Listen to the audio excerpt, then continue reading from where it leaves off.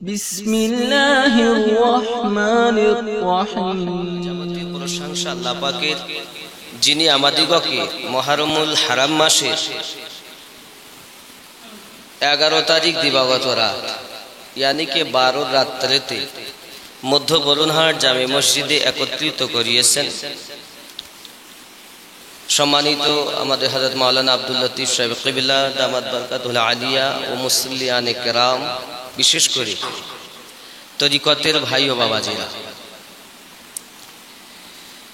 আমি আমার অন্তরের ভালোবাসা প্রীতি শুভেচ্ছা জানাই। আসসালামু আলাইকুম ওয়া রাহমাতুল্লাহি ওয়া বারাকাতুহু। আমরা যে পরিস্থিতিতে এখন আছি, এখন পুরো কারবালার মাটিতে ইমাম হুসাইন পাক রাদিয়াল্লাহু তাআলা আনহুর দেহ মোবারকাকে ছিন্ন বিচ্ছিন্ন করে ফেলেছে এজিদের দল। এখন ওনারা কারবালা থেকে বার হননি। 13 তারিখে কারবালা থেকে বার হন, এখনো আছেন সেই কারবালার মাটিতে। আমরা সেই মুহূর্তে এখন ওনারাও কারবালার মাটিতে কারোর তাবু জ্বলছে, কারো প্রতি হিংসা প্রবেশ করে তারা বিভিন্ন রকম ভাবে অত্যাচার করছে। লাশগুলোকে একত্রিত করে তার উপর দিয়ে ঘোড়া ছুটানো হচ্ছে সারাদিন। ইমাম পাকের প্রতি তারা এত দুশমনী করেছে যে আমরা মানুষ যদি কারো প্রতি রাগ হয়, মেরে দিলাম, কতল করে দিলাম, এটা শেষ। মরার পরও, কতল হয়ে যাওয়ার পরও, শহীদ হয়ে যাওয়ার পরও তার দেহ মোবারকায় ঘোড়া ছোটানো হয়েছে, মাথা মোবারকাকে রাখা হয়েছে আলাদা করে, আর দেহের উপরে কোথাও আলী আকবর, কোথায় আলী আসগর, কোথায় আব্বাস আলম বারদার, এমনি করে কারবালার মাটিতে ছিল 72টি মাথা। কটা মাথা? তৎকালীন যুগের নিয়ম ছিল, যারা যাকে শহীদ করবে, যারা যাকে মারবে, তার মাথা দেখাতে হবে। মাথা দেখাতে পারলে তাকে উপহার দেওয়া হবে, নইলে তাকে দেওয়া হবে। তুমি যে কতল করেছো তার প্রমাণ কি? তাহলে ওই মাথাটাই হলো তার প্রমাণ। তারা অন্য কেউ ছিল না, সব কলেমা পড়নেওয়ালা ছিল, নবীর কলেমা পড়তে। এমন পরিস্থিতি হয়ে গেল কারবালায় যে আকাশ দিনের বেলাতেই লালিমা ভাব অন্ধকার হয়ে গেল। তারা দেখা দিয়েছে, আকাশ কাঁদে, জমিন কাঁদে, চাঁদ কাঁদে, সূর্য, সিতারা, জমিন, আসমান, 18,000 মখলুকাত, এমনকি প্রিয় নবী সাল্লাল্লাহু আলাইহি ওয়াসাল্লামও কাঁদেন। এমনকি নবী পাক স্বয়ং নিজে কারবালায় উপস্থিত হয়েছেন। নীল আকাশ আজ লাল হইল,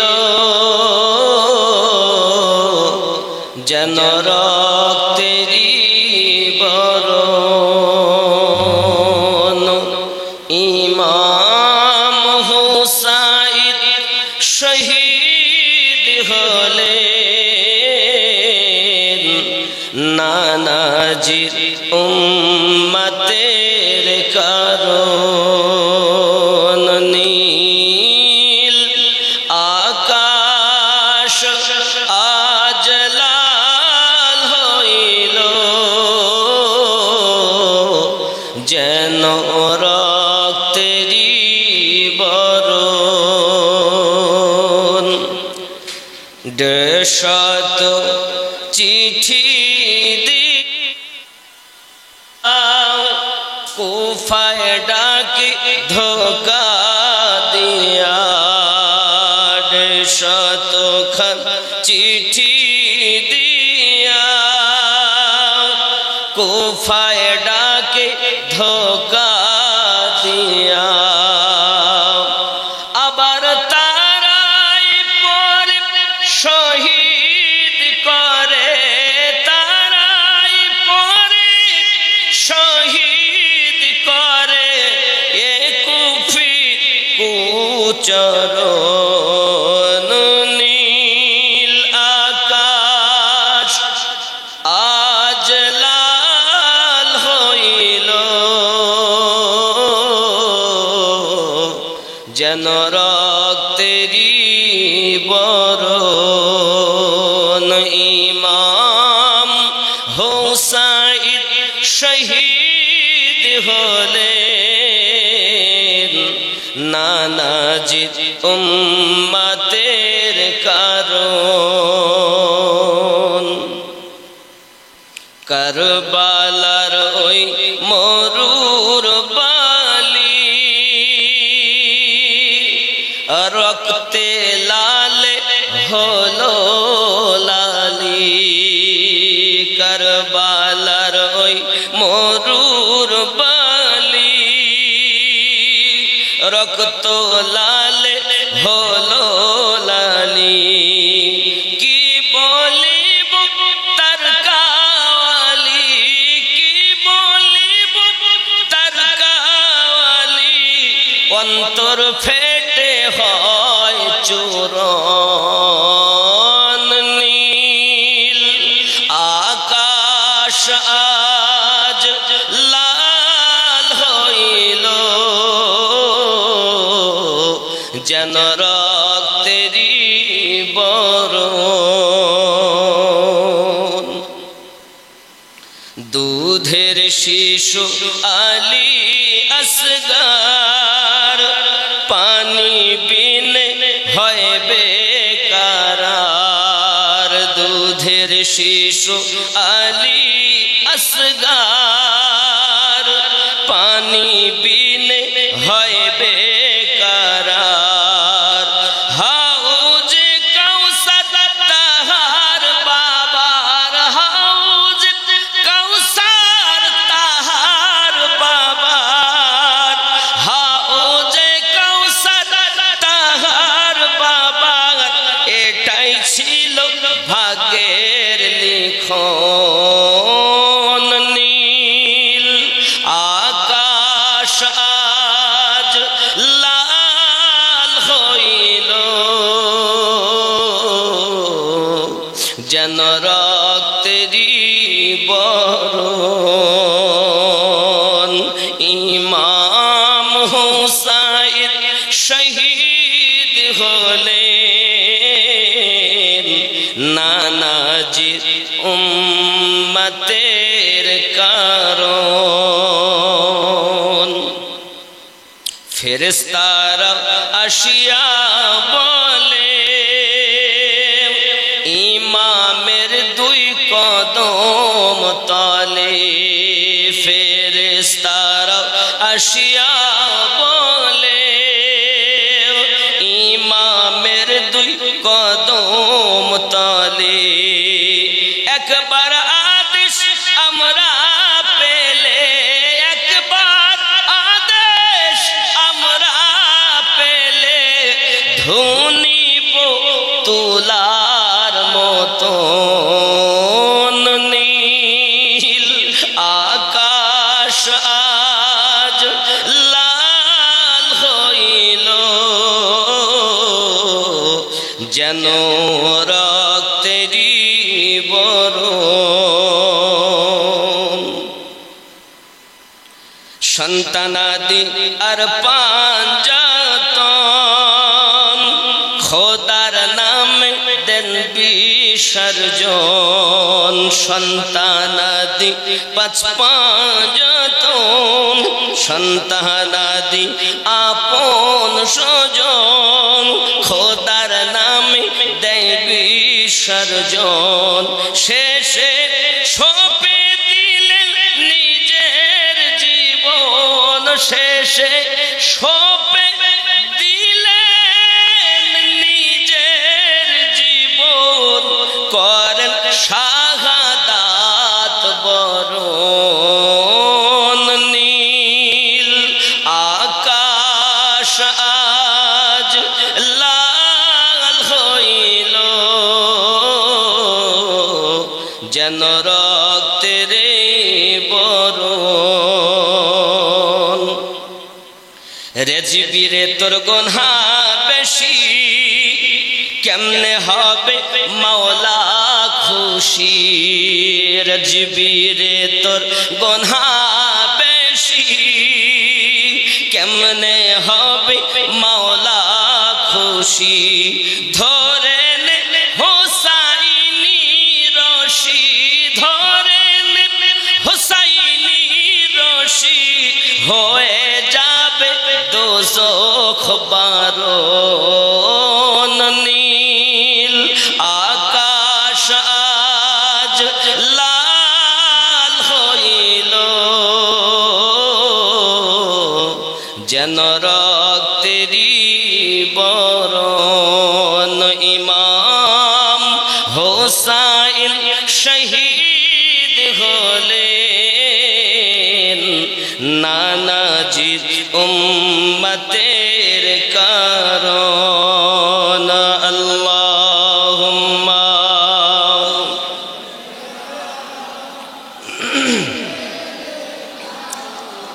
মাওলানা মুহাম্মদ ওয়া আলা আলি সাইয়্যিদিনা বাপজি আমার কারবালার মাটি আকাশ থেকে রক্ত লালিমা ভাব ইতিপূর্বে 61 হিজরির আগে ইমাম হোসাইন শহীদ হয়েছেন 61 হিজরিতে তার আগে আকাশের সূর্যের কিনারা লালিমা ভাব ছিল না যেদিন ইমাম পাক শহীদ হয়েছেন ওই দিন থেকে আকাশের সূর্যের কিনারাগুলো আশপাশগুলো সব লাল হয়ে গেছে আজও পর্যন্ত কিয়ামত অবধি ওই গোড়া লালই থাকবে ইমাম পাকের জন্য আজ দুনিয়া কেঁদেছে আজও কাঁদছেন কিয়ামত অবধি কাঁদতেই থাকবে আমরা কাঁদলে এরা শিরকের ফতোয়া দেয় বেদাত শিরক মুহররমের যে হাকিকত এটাই আমাদের মাঝে বক্তব্য দেওয়া হয় না আমাদের মাঝে ওয়াজ হয় কি আদম নবী তওবা কবুল হয়েছে আকাশ থেকে বৃষ্টি পানি বর্ষণ হয়েছে ইব্রাহিম নবীকে অগ্নি থেকে উদ্ধার করা হয়েছে ইউনূস নবীকে এইভাবে বহু ঘটনা ঘটেছে 10 তারিখে কিন্তু সব ছিল পূর্বেকার নবীগণদের কথা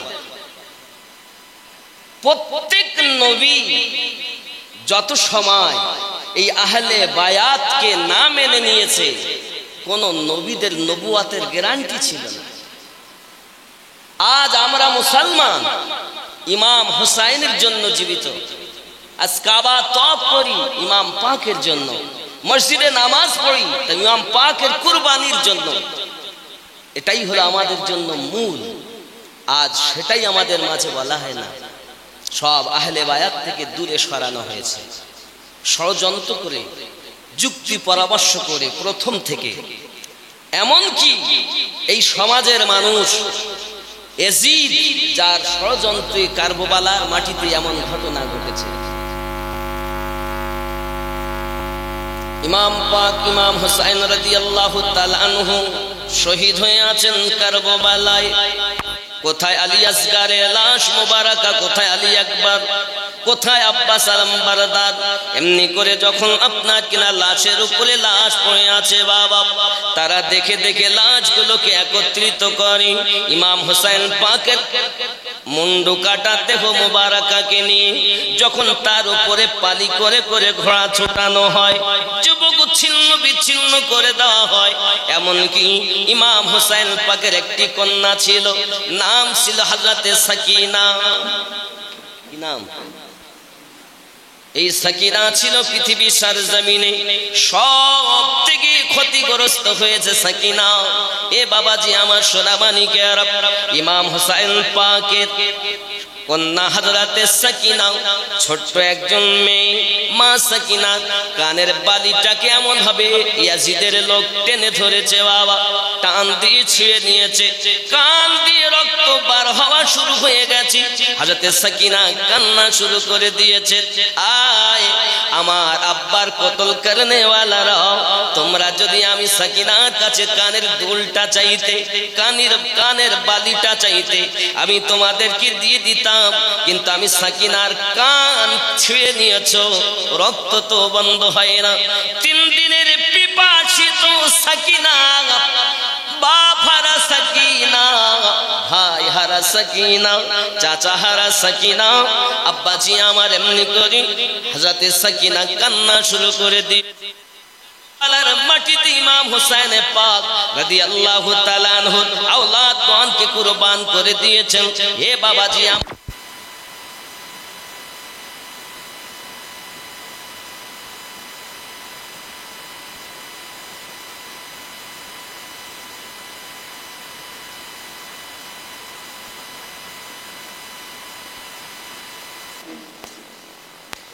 আব্বাজি আমার সোনামানিকের ইমাম হুসাইন পাক রাদিয়াল্লাহু তাআলা আনহুর আওলাদগণকে বেহুরমতি করা হয়েছে, এমনকি তাবুতে আগুন ধরিয়ে দেওয়া হয়েছে। জয়নুল আবেদিন অসুস্থ তিনি ছিলেন, তাকে পর্যন্ত শহীদ করে দেওয়ার চিন্তা চেতনা তাদের মনে। যুবক দিন যায় একের পর এক, যখন 13ই মুহররম চলে এসেছে, ফজর নামাজের পর সর্বপ্রথম জয়নুল আবেদিনে আপনার বই পড়ানো হয়েছে। দেখবেন বড় ধারদের কয়েদি হলে তার গলায় যেমন একটা ছিকল দেয় যাতে মাজা সোজা না করতে পারে, এত ওজনের ছিকল ইমাম জয়নুল আবেদিনে গলাতে দিয়েছে। ইমাম জয়নুল আবেদিনকে দেখে মনে হচ্ছে উনি যেন রুকুতেই আছেন। কারবালা থেকে মুলকে শাম পর্যন্ত এই হালাত করে নিয়ে গিয়েছিল ইবনে জিয়াদের লোক। ইমাম হুসাইন পাককে যা কষ্ট দেওয়া হয়েছে, এজন্য বিগত জুমায় একটা গজল নাতে শরীফ পড়ছিলাম, কুরবান খুদ কো করকে মুসল্লা বচা লিয়া। মনে পড়ছে? কুরবান খুদ কো করকে মুসল্লা বচা লিয়া, কুরবান খুদ কো করকে মুসল্লা বচা লিয়া, সর দে दिया हुसैन ने काबा बचा लिया, सर दे दिया हुसैन ने काबा बचा लिया, कुर्बान खुद को करके मुसल्ला बचा लिया, दीन नबी बचा लिया, इतना ही मत कहे। सुबहानाल्लाह। আজকে আমরা সেজদা দিচ্ছি মসজিদে ইমাম হুসাইনের সাদকা। কুরবান খুদ কো করকে মুসল্লা বচা লিয়া, সর দে दिया हुसैन ने सजदा बचा लिया, कुर्बान खुद को करके मुसल्ला बचा लिया। ख्याल करें, दीने नबी बचा लिया, इतना ही मत कहे। শুধু যে দিন ধর্ম ইসলামকে বাঁচিয়েছেন এতটুকু বলো না, দীনে নবী बचा लिया, इतना ही मत कहे। काबी कहो अली के लाल ने, कहिए अली के लाल ने काबा बचा लिया, कुर्बान खुद को मुसल्ला बचा लिया। উনি শুধু সেজদা বাঁচিয়েছেন এটা বলো না, এটাই বলো যে ইমাম হুসাইন কাবাকেও বাঁচিয়ে নিয়েছে। कहिए अली के लाल ने काबा बचा लिया। रोजा नमाज दीने मोहम्मद की अज़मते। रोजा नमाज दीने मोहम्मद की अज़मते।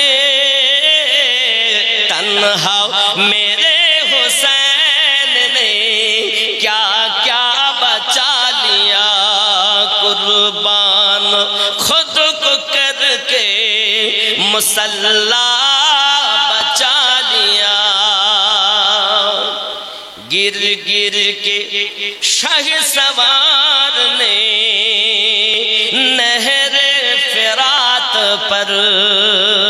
गिर गिर के शहसवार ने नहर फिरात पर।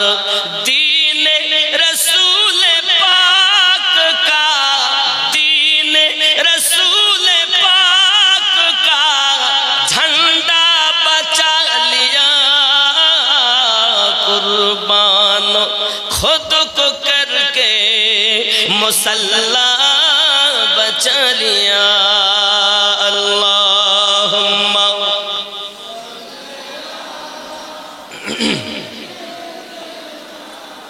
मौलाना मुहम्मद व अला आली सय्यिदिना। আব্বাজি আমার সোনামানিকেরা খুব খেয়াল করুন, আম্মা জানদের হাতে আপনার বই পড়ানো হয়েছে 72টা নেজা। কয়টা বললাম? 72টা বল্লভ। নেজা মানে বল্লভ। 72টা নেজা, প্রত্যেকটি 72টা মাথা। কয়টা বললাম? 72টি নেজাতে 72টি মাথা, 64 জন মহিলা, 26টা বাচ্চা। এ হলো যাচ্ছে কারবালা থেকে, এ রাসূলে পাকের আওলাদগণ ছিলেন। 72টা নেজাতে 72টি মাথা ছিল, 64 জন মহিলা ছিল, 26টি বাচ্চা। তারিখ উঠিয়ে দেখুন, তারিখে খুলদুন উঠিয়ে দেখুন, তারিখে ইবনে আসাকির উঠিয়ে দেখুন। এইভাবে নিয়ে যাওয়া হচ্ছে। খেয়াল করেন, সর্ব আগে ইমাম হুসাইনের মাথা। সবার আগে কার মাথা? ইমাম পাকের মাথা, যিনি জান্নাতীদের সর্দার, তার মাথা। তার পিছনে সব একের পর এক, কোথায় আলী আকবর, কোথায় আলী আসগার, কোথায় আব্বাস আলমবারদার, সকলের মাথা। এরপর মহিলাদের মধ্যে সামনে রেখেছে আব্বাজি আমার মহিলাদেরকে হযরত ইমাম হুসাইনের স্ত্রী বাদশাহ জাদি ছিলেন, বাদশার কন্যা ছিলেন হুসাইনের স্ত্রী, ইমাম পাকের স্ত্রী আব্বাজি আমার। এরপরে ফুজ্জা জাইনাব, জাইনাব আলীর কন্যা, হুসাইনের আপন বোন। সর্বশেষে রেখেছে হযরত সাকিন, আপনার সাকিনার কি একদম বাচ্চাদের শেষ লাইনে। এই তারিখের ভিতরে আমরা পাচ্ছি সর্বশেষে হযরত সাকিনাকে রেখেছে। নিয়ে যাচ্ছে কোথায়? নিয়ে যাচ্ছে তারা ইবনে জিয়াদের কাছে নিয়ে যাবে, এজিদের দরবারে নিয়ে যাবে। একের পর এক মাথা তাদের কাছে, সবার কাছে। আব্বাজি আমার সোনামানিকেরা, হযরত সাকিনা পৃথিবীর সরজমিনে সব হারিয়েছেন বাবা। আব্বাজি আমার হারিস ইবনে হারিস বর্ণনা করে, হারিস ইবনে উকাদা তিনি বলতেছে আমার ডিউটি ছিল, পালি ছিল, একের পর এক মাথাগুলোকে আপনার ডিউটি দেওয়া, পরীক্ষা করা, যেন মাথা কেউ চুরি করে না নিয়ে যায়। সবাই ঘুমিয়ে যাবে, আমি ঘুমাতাম না, রাতের বেলা ডিউটি দিতাম। কিন্তু যখন মুহররমের 27 তারিখ চলে এলো, চলতে চলতে চলতে চলতে বাবা যখন মুহররমের 27 তারিখ চলে এসেছে, এই 27 তারিখে রাতের বেলাতে আমরা এক জায়গাতে অপেক্ষা করতেছি। সব মাথাগুলোকে বাক্সের ভিতরে বন্ধ করা, সবটাতে তালা মারা নাই। ইমাম হোসেন পাকের মাথাতে তালা মারা রয়েছে, বাক্সের ভিতরে ভরা রয়েছে। আমি বসে বসে ডিউটি দিতেছি, সবাই ঘুমিয়েছে। কিন্তু কারবালার মাটি থেকে 27 মুহররম পর্যন্ত সাকিনা এখনো পর্যন্ত দুটি চোখ বুঝায়নি। আমি হারিস ইবনে উকদা বলছে, হাদিস বলছে, হারিস ইবনে উকদা বলতে চাই, আমি একটু ঘুমানোর ভান করে বসে আছি চোখ বন্ধ করে। হালকা করে দেখতেছি সাকিনা কি করে। হঠাৎ করে দেখি সাকিনা আমার কাছে এসেছে, এসে আমার চোখের উপরে হাত দেয়। দেখে আমি ঘুমিয়েছি কিনা। আমি তো কোনো শব্দ দেই না। আমি চিন্তা করি ছোট্ট মেয়েটা কেন ঘুমায় না দেখি। এমন সময়তে ওই সাকিনা আমার পাশে যখন বুঝিয়েছে, দেখেছে যে আমি ঘুমিয়ে গেছি, মনে করেছে। সাকিনা বলতে, আল্লাহ তোমার মেহেরবানি, অন্তত আজ ঘুমান্ত হালাতে পেয়েছি। আমি এমন সময়তে পিট পিট করে দেখতেছি, অল্প অল্প চোখ খুলে দেখতেছি সাকিনা কি করে দেখব। হঠাৎ করে দেখি হযরতে সাকিনা যে বাক্সের মধ্যে হযরতে আলী আসগরের মাথা রাখা ছিল, ওই ছোট্ট বাচ্চা আলী আসগরের ওই বাক্সর কাছে গিয়েছে, বাক্সটাকে খুলেছে। খুলে ওই ছোট্ট আলী আসগরকে কোলে করে, মাথাটাকে নিয়ে কোলে করে বলতেছে, ভাই আলী আসগর ঘুমিয়ে যাও, ঘুমিয়ে যাও। পানি তো পান করাতে পারিনি, হাউজে কাউসার পান করে নিয়েছো। ভাই আমার, আমি সাকিনা তোমাকে নিয়ে কত আনন্দ করতাম, কিন্তু হলো না। দুশমনের দল আজ কয়েকদিন হলো আমার কোলে তোমাকে দিল না। হযরতে সাকিনা রোনাজারি করতেছে। সঙ্গে সঙ্গে হারিস ইবনে উকদা বলতে চাইছে, আমার মনে হয় যেন আমার কলিজাটা ফেটে যাবে। অনেকক্ষণ ওই ভাইয়ের মাথাটাকে নিয়ে আপনার রোনাজারি করার পরে ভাইকে রেখে দিই। এবার চলে গেলেন হযরতে আলী আকবরের মাথা মোবারক যেখানে। আলী আকবরের মাথাটাকে নিয়েছে, কান্না করতেছে, ভাই আলী আকবর তুমি হলে আমার নানুজান রাসূল পাক সাল্লাল্লাহু আলাইহি ওয়াসাল্লামের প্রতিচ্ছবি ছিলে। ও ভাইজান, আপনি আমাকে কত সোহাগ করতেন, ভাই হারিয়েছেন। হযরতে সাকিনা এমনি করে আপনার কিনা রোনাজারি করতেছেন। সব শেষে হারিস ইবনে উকদা বলতে চায়, আমি দেখলাম সাকিনা চলে গেল। হযরত ইমাম হোসেন পাকের মাথা, যে মাথায় আপনার বাক্সের ভিতরে রাখা কিন্তু তালা দেওয়া রয়েছে, বাবা আমার সাকিনা কিন্তু সব দেখতেছে। এমন সময়তে সাকিনা দুটি হাত উঠিয়ে দিয়েছে। হারিস ইবনে উকদা বলতে চায়, না জানি আজ বুঝি খোদার গজব নাজিল হয়ে যাবে, আজ বুঝি আল্লাহর গজব নাজিল হয়ে যাবে। যদি গজব নাজিল হয় আমরা তো ধ্বংস হয়ে যাব। সাকিনা দুটি হাত তুলে দোয়া করে, আল্লাহ ইউসুফ পয়গম্বরের জন্য একটা তালা নয় 7টি তালা তুমি খুলে দিয়েছো। আয় আল্লাহ পাক, আল্লাহ তাআলা ইউসুফ আলাইহিস সালামের জন্য তুমি যদি 7টি তালা খুলে দিতে পারো, এটি তো 7টি তালা নয়, এটা হলো একটি তালা, আমি সাকিনার জন্য কি খুলে দিতে পারো না? আয় আল্লাহ, আমি সাকিনা আমার আব্বাজানকে অনেকদিন দেখিনি, আমি আমার আব্বাজানের বুকের উপরে না পেলে আমি ঘুমাতাম না, আমি আমার আব্বাজানের দেখতে চাই, আল্লাহ তালাটাকে খুলে দিন। আল্লাহর নবীর নওয়াসা ইমাম হোসেনের কন্যা সাকিনা হাত নামিয়ে তালাতে হাত দিতে দেরি, তালা খুলে নিচে পড়তে দেরি হলো না। হারিস ইবনে উকদা বলছে, আমি দেখতে চাই সাকিনা কি করে। ইতিমধ্যে দেখলাম বাক্সের তালা যখন খুলে নিচে পড়ে গেল, সঙ্গে সঙ্গে ইমাম হোসেন পাকের মাথাটাকে আপনার নিয়েছে। এমন আলো হয়ে গেল, পুরা ঘর আলোয় আলোকিত, আসমান থেকে যেন নূরের জ্যোতি ঝলক মারতেছে।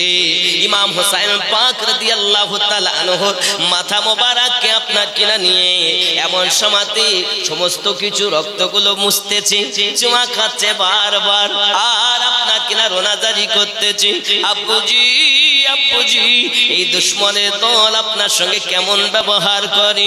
এ বাবাজি আমার সোনামানিকেরাও, ইমাম হোসেন পাক রাদিয়াল্লাহু তাআলা আনহু ইনি এমন ছিলেন, জিন্দা ছিলেন।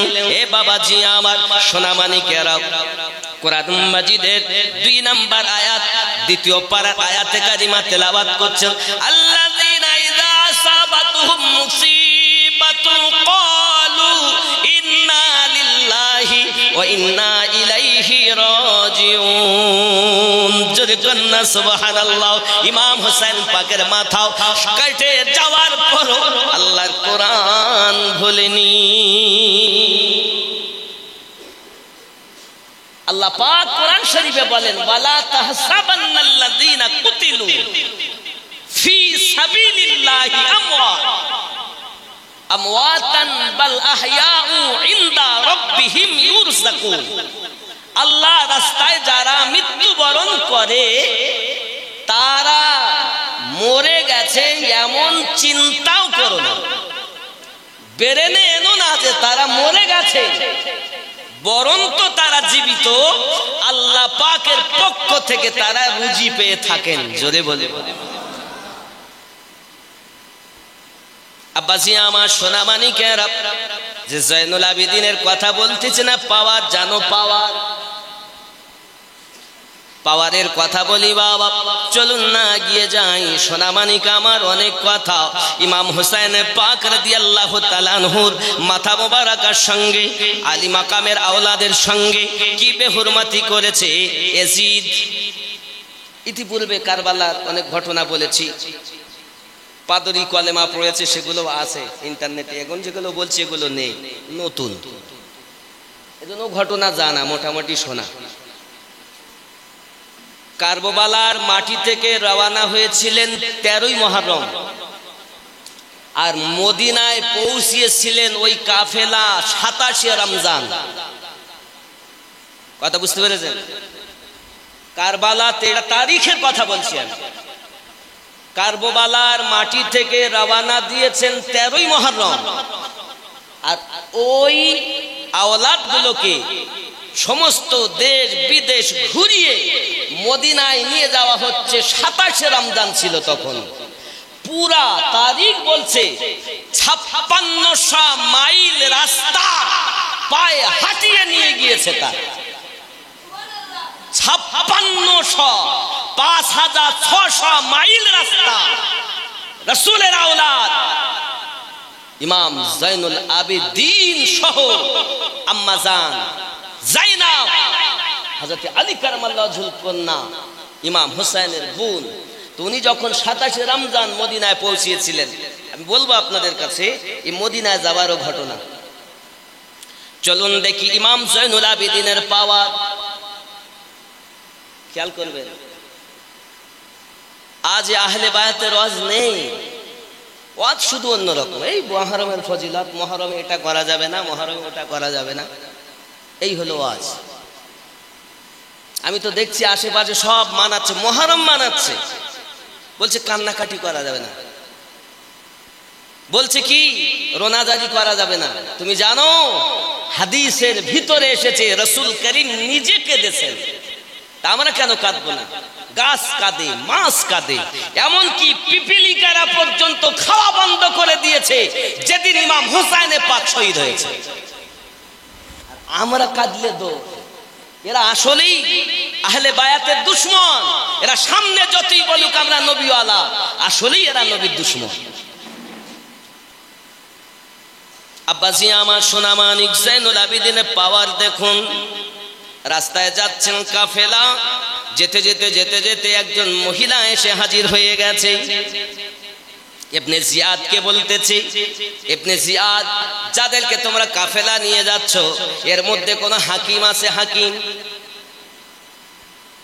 হাকিম কেন, কি হয়েছে? বলছে আমার বাচ্চাটাও অসুস্থ হয়ে আছে, তার একটু ফুফা দিবে, দিলে সুস্থ হবে। এই জন্য হাকিম কেউ আছে নাকি দেখতে বলছি আপনাকে। ইবনে জিয়াদ বলে হ্যাঁ আমি বলতে পারি। হাকিম আছে আমাদের মধ্যে, বিনিময় কি দেবে? বলে আমি আমার 7টা কন্যা, একটি পুত্র, ওই পুত্রটা অসুস্থ হয়ে গেছে, আমি মা ওই বাচ্চাকে ভুলতে পারি না।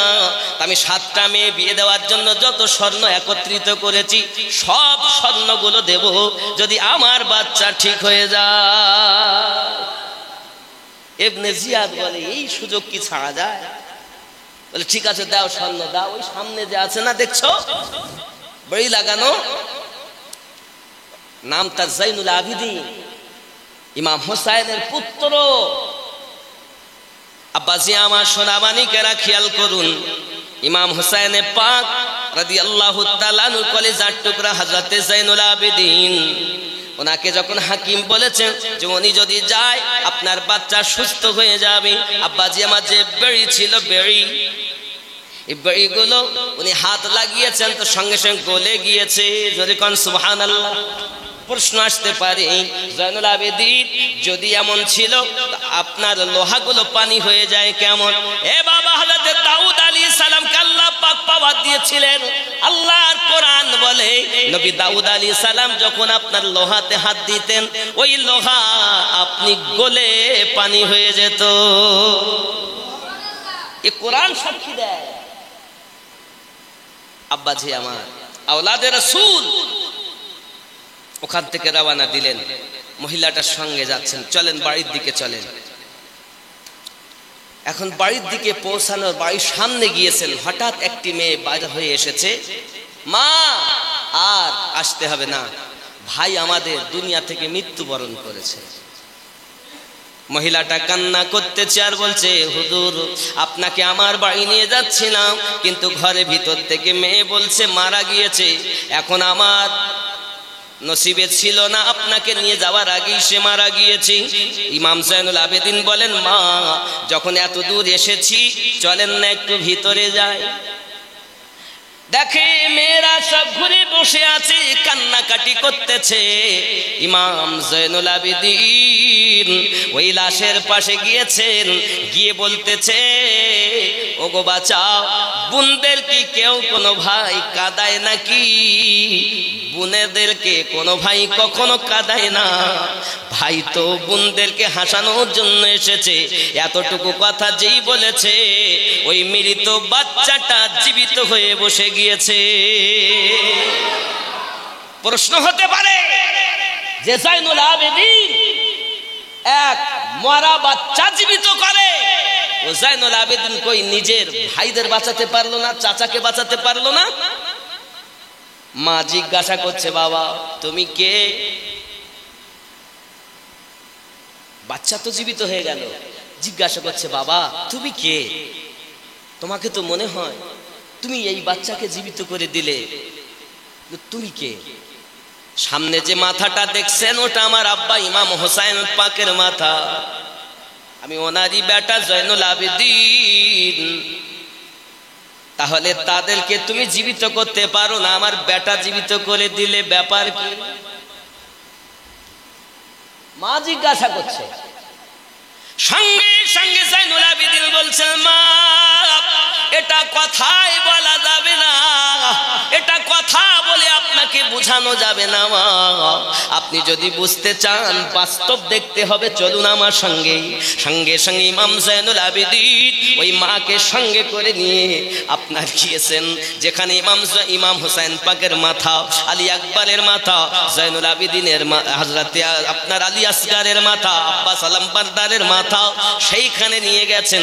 এমন সমাধি এ বাবাজি আমার সোনামানিকেরা, যখন ইমাম জাইনুল আবেদিন ওখানে গিয়েছেন ওই মাকে সাথে করে নিয়ে হঠাৎ ইমাম পাকের মাথা আছে পাশে দাঁড়িয়ে গেছেন, মহিলাকেও পাশে দাঁড় করিয়েছেন। এমন সমাতে ওই মহিলা প্রশ্ন করেছেন ওগো জাইনুল আবেদিন আমার মরা বাচ্চা তুমি জীবিত করে দিলে, কিন্তু এদেরকে কেন জীবিত করতে পারলে না? সঙ্গে সঙ্গে ইমাম হোসেন পাকের মাথা বল নেজার উপর থেকে ঘুরে যায় আল্লাহর কোরআন তেলাওয়াত করে। বিসমিল্লাহির রহমানির রহিম। আর রহমানু আল্লামাল কোরআন খালাকাল ইনসানা আল্লামাহুল বায়ান। জোরে বলুন সুবহানাল্লাহ। জাইনুল আবেদিন উত্তর দিচ্ছে, মা জননী, মা জননী, যারা মরে যায় তাদেরকে জীবিত করা যায়, আর যারা মরো জীবিত হয়ে যায় তাদের আবার জীবিত কেমন করে করো? সবাই বলে মরে গেছে, আল্লাহর কোরআন বলছে মরে না, চিন্তাও করো না। ওয়ালা তাহসাবান্নাল্লাযীনা কুতিলু ফি সাবিলিল্লাহি আমওয়াতান বাল আহইয়াউ ইনদা রাব্বিহিম ইউরযাকুন।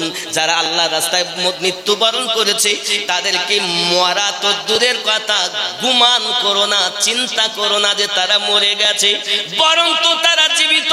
আল্লাহর রাস্তায় যারা শহীদ হয় তারা মরে না, তারা জীবিত। আল্লাহ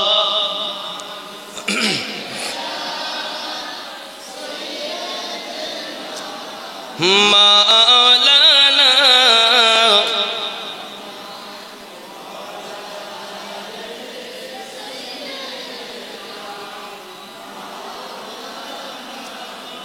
دین کو بچانا تھا کربلا حسین آئے،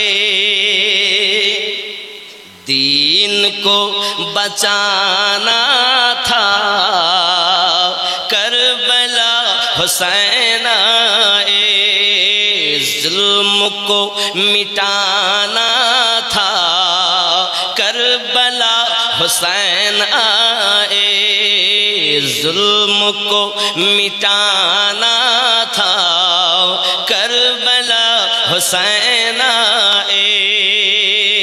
ذکر سبحان اللہ۔ نانا جان سے بچپن میں کیا تھا جو وعدہ، نانا جان سے بچپن میں کیا تھا جو وعدہ، بس وہی نبھانا تھا کربلا حسین آئے، بس وہی نبھانا تھا کربلا حسین آئے، دین کو مٹانا تھا، دین کو بچانا تھا کربلا حسین آئے، ظلم کو مٹانا تھا کربلا حسین آئے۔ سبحان اللہ۔ یزیদের লস্করের সঙ্গে ইমাম হুসাইনের মুনাজারা হচ্ছে, খুতবা দিচ্ছেন উনি। হুর কো নর দোজখ সে খিচ কর জলানা থা। ইমাম হুসাইন যখন খুতবা দিলেন কারবালায়, তো ইয়েজিদের দল থেকে সর্বপ্রথম যে এসেছিলেন ও ছিল হুর ইবনে ইয়েজিদ, হুর বিন ইয়েজিদ। ইয়েজিদের দল ছেড়ে ইমাম হুসাইনের পক্ষে এসে কালেমা পড়ে সাক্ষী দিয়েছিলেন। আর সর্বপ্রথম ওই কারবালার মাটি যে শহীদ হয়েছিল, ওই নব ইসলামে দীক্ষিত হুর ইবনে ইয়েজিদ শহীদ হয়েছিলেন। 110 জনকে কারবালার মাটিতে কতল করে দিয়েছিলেন ওই হুর ইবনে ইয়েজিদ। জোরে বলেন সুবহানাল্লাহ। حور کو نار دوزخ سے کھچ کر جلانا تھا، جنتی بنانا تھا، جنتی بنانا تھا کربلا حسین آئے، ظلم کو مٹانا تھا کربلا حسین آئے۔ سبحان اللہ و بحمدہ۔ خیال کریں،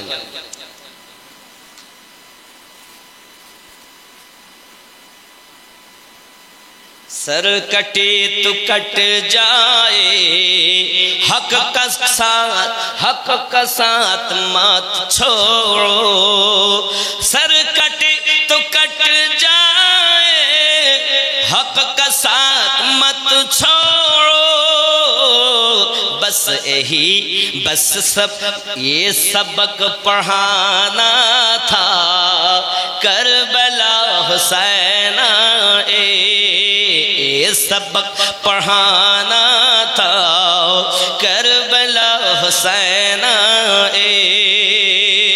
दीन को बचाना था करबला हुसैना अल्लाहुम्मा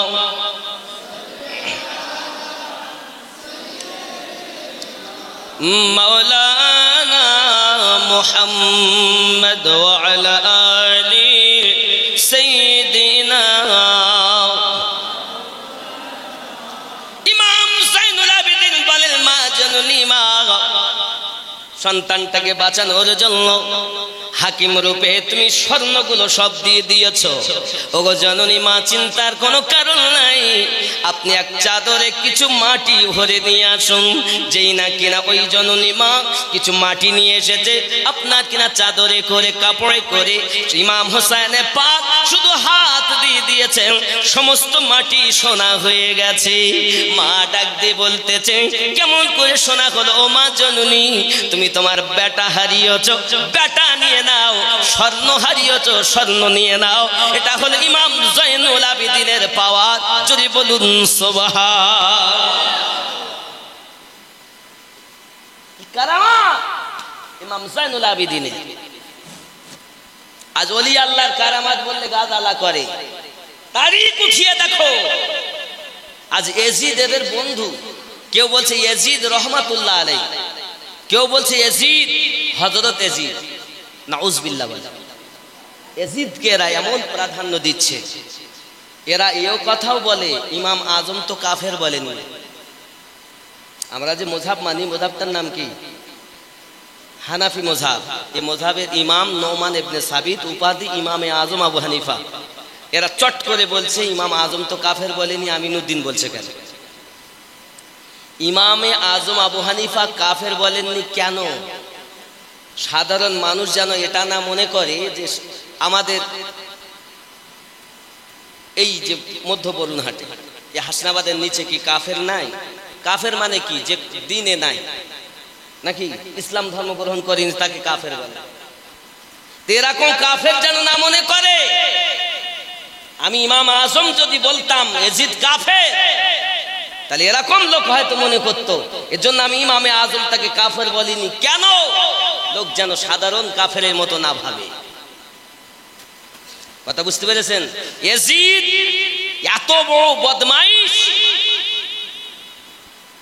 নিজের খুব হেফাজতের সঙ্গে বলছি, খেয়াল করেন, নিজের সতেলি মা, সৎ মা, তার সঙ্গে পর্যন্ত জেনা করেছে, নিজের ফুপুর সঙ্গে জেনা করেছে। ইয়াজিদ নিজের এলাকায় যত সুন্দরী মেয়ে দেখত, সমস্ত মেয়েকে ইয়াজিদ ভোগ করত। তারিখ উঠিয়ে দেখো। তুমি বলছো আমিনুদ্দিন কেন বলছে? ঘরের কথা বলিনি। তোমরা যাকে মানো ইবনে তাইমিয়া শাগরিদ ইমাম ইবনে কাসিরের কিতাব পড়ে দেখো, তিনি পর্যন্ত একই কথা লিখেছে। আপনি বলছেন মন গড়া কথা বলছি না, ফুপুর সঙ্গে জেনা করেছে। নিজের সতল কোন কন্যা যদি ভালো দেখেছে এলাকায়, সকলের সঙ্গে জেনা করেছে, তার নাম ইয়াজিদ। আর এরা লম্বা টুপি, লম্বা জামা গায়ে দিয়ে, লম্বা দাড়ি রেখে বলছে ইয়াজিদকে কাফের বলা যাবে না। এই সব মৌলবীর দল, এদেরই বংশ ইমাম হোসেনকে শহীদ করেছে। এরা ইয়াজিদকে রহমাতুল্লাহ আলাইহি বলতে কণ্ঠিত হয় না, কিন্তু ইমাম হোসেনের প্রতি এরা আঘাত করে। বলছে ইয়াজিদ কাফের কি করে হলো? ইয়াজিদ তোমার কাছে ভালো হয়ে গেল। হ্যাঁ, বুঝতে পেরেছি। যদি কারবালার মাটিতে তোমরা থাকতে, তো তোমরা ইয়াজিদের পক্ষে নিতে। এই মৌলবি, এই মুহাদ্দিস, এই মুফতিয়ানে কেরাম, এই মোল্লার দল যদি ওই দিন ৬১ হিজরিতে কারবালায় থাকতো, তা নিশ্চিত আমার বিশ্বাস এই মৌলবিরা ইয়াজিদের পক্ষ দিত, যারা ইয়াজিদকে রহমাতুল্লাহ আলাইহি বলছে। বলছে ইয়াজিদ জান্নাতি। বলছে ওই ১০০ রাকাত নফল পড়তো, তাহাজ্জুদ পড়তো, আপনি ইউটিউব খুলবেন তো দেখবেন মৌলবীদের ঢেড় লেগে যাচ্ছে একই কথায়। তারিখ খুলে দেখো, ইসলামের ইতিহাস খুলে দেখো, ইয়াজিদ তোমার কাছে বন্ধু। বাবাজি আমার, পৃথিবীর জমিনে সব থেকে ফেরাউন ও নমরুদ, আবু জাহেল, এদের থেকে পৃথিবীর জমিনে যদি সব থেকে বড় পাপী থাকে, নাম্বার 1 সে হলো ইয়াজিদ। সে হলো ইয়াজিদ, বড় বদমাইশ। এর মতো পাপী আর জগতে দ্বিতীয় নাই। আর আপনি বলছেন ইয়াজিদ রহমাতুল্লাহ আলাইহি, নাউযুবিল্লাহি মিন যালিক। আল্লাহ এদের বুঝ শক্তি দেখ। আজ মানুষকে আহলে বায়াত থেকে দূরে সরিয়ে আলাদা অন্যদিকে নিয়ে গিয়েছে এই আমার মতো মৌলবীরা। আব্বাজি আমার সোনা মানিক, ভালো করে বুঝে নেন, ইমাম হোসেন পাক রাদিয়াল্লাহু তাআলা আনহু পৃথিবীর সরজমিনে তিনি গর্দান কাটিয়ে দিয়েছেন, ইসলামকে বাঁচিয়ে গেছেন। ওনার পুত্র ইমাম জয়নুল আবেদিন স্বর্ণ দিলেন ফিরি, আব্বাজি আমার বাচ্চা দিয়ে দিলেন জীবিত করে। আল্লাহ পাক আল্লাহ তাআলা ক্ষমতা তাকে দিয়েছেন। এই সোনা মানিকের এতটুকু নয়, আপনি যদি ইয়াজিদের দালালি করতে চান, আপনাকে আমি বলবো বাবা, যখন ইবনে জিয়াদের কাছ থেকে নিয়ে আব্বাজি আমাদের দামেশকে পৌঁছালো, ইয়াজিদের সম্মুখে ইমাম পাকের মাথা মোবারকা পৌঁছানো হলো। যখন হাজরতে সাকিনা, হাজরতে জাইনাব, হাজরতে ফুজ্জা, এমনি করে আপনার মহিলাদেরকে 64 জন মহিলা যখন পৌঁছানো হলো, ইমাম হোসেন পাকের মাথা ইয়াজিদের দরবারে স্বর্ণের মানে ঢেকে প্লেটে করে ইয়াজিদের সামনে রাখা হয়েছে। হাজরতে সাকিনা দূরে দাঁড়িয়ে আছে। আব্বাজি আমার, এখন ছোট মেয়েটাকে দেখে ইয়াজিদ ডাকছে, এদিকে পাশে এসেছে। তো মেয়েটাকে বলছে পানি খাবে, পানি। কথা বলতে পারছেন না। তো সাকিনার গলায় যে বেড়ি লাগানো ছিল এত টাইট যে গলায় দাগ পড়ে গেছে। নবীর ঘরের আওলাদ, এমন সময় বলছে পানি খাবে তো খাও। এখন ওই ওপর থেকে যেমন খানজার থালাতে রাখা মাথা, ওপর থেকে কাপড়টা তুলে নিয়েছে। তো দেখছি ইমাম হুসাইন পাকের মাথা মোবারকা, কান্না শুরু করে দিয়েছেন হাজরতে সাকিনা। ইয়াজিদ নিজে একটি লাঠি নিয়ে ইমাম হুসাইন পাকের ওই ঠোঁটে লাঠি দিয়ে গুতা দেয়, এমন করে গুতা দেয়, যার আঘাতে ইমাম হোসেন পাকের ঠোঁট কেটে গিয়ে রক্ত বাড়ানো শুরু হয়ে গেছে। ইয়াজিদ রহমাতুল্লাহ আলাইহি হয়ে গেল না? বলে ইয়াজিদের কোনো দোষ নাই।